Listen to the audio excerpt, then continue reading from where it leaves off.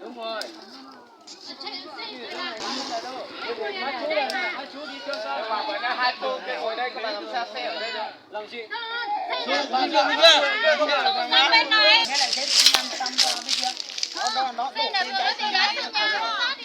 Nhưng mà không sao nó chào sát sinh nhật của nó.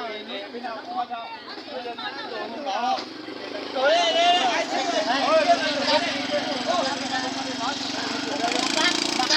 Xe đâu? Thằng này về. Thế ra xe này đi.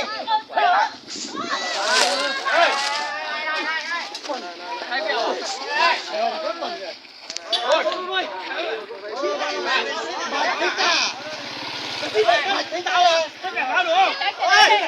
Bây giờ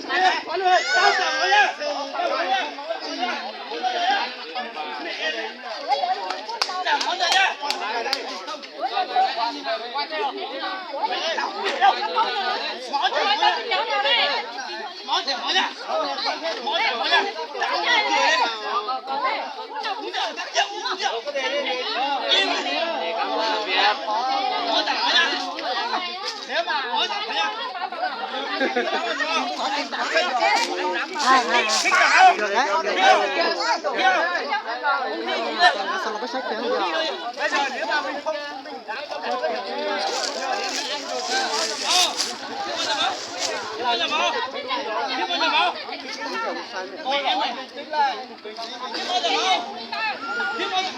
cái cháo một phát ta đi chặt áo này.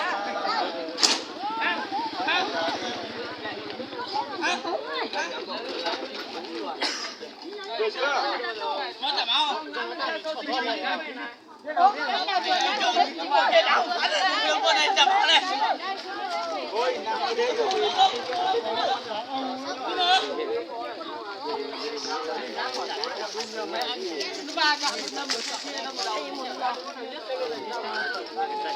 Nhưng mà không liên quan rồi đang người ta chả bỏ này thế giải quyết gì đâu bỏ ra giải quyết mình giải quyết lại bạn lừa mình giải quyết đây chả máu này tôi chưa chả máu đâu hả ai chả máu chưa tôi chết ra đỡ mình thằng này chả máu này hả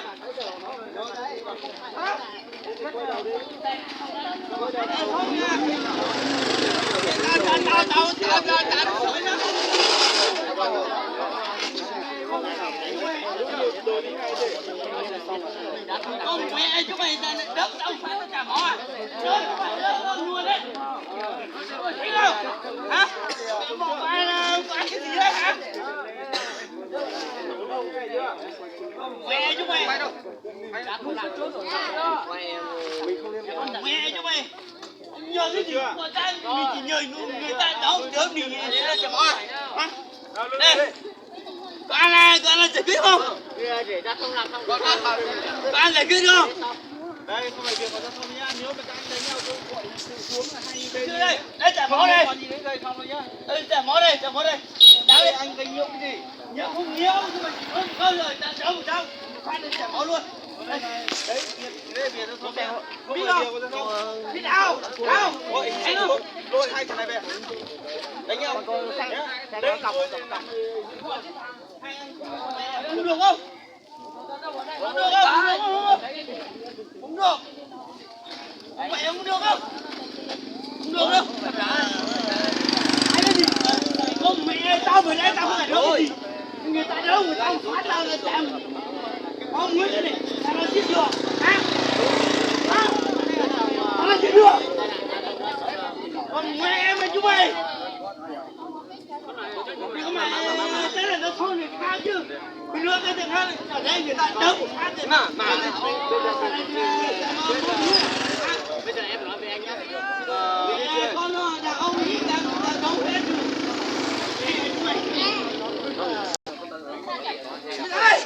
Ai vào đây? Ai tiếp vào đây? Ai là đấu? Tao cho chúng mày đi tay ấy. Ê chúng mày. Tự nhiên là người ta đã nói, người ta đã đếm, người ta chạy máu muối cái này. Không? Hai ông gây sự đánh nhau. Cái sự á. Đây. Cái sự nhá. Ok. Lên sự này. Không liên quan đến cái này.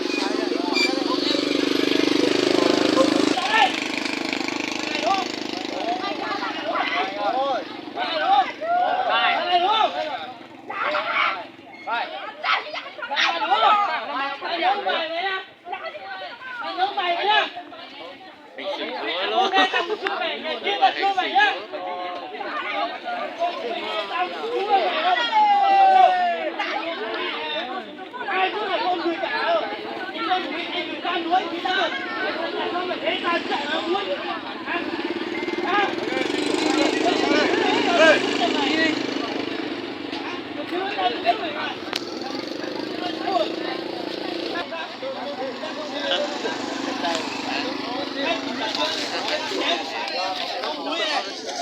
Đâu ra này, đấy, đó.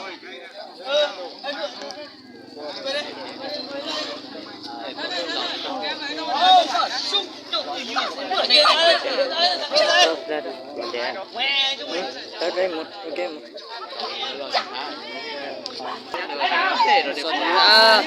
Nó khá là lạnh.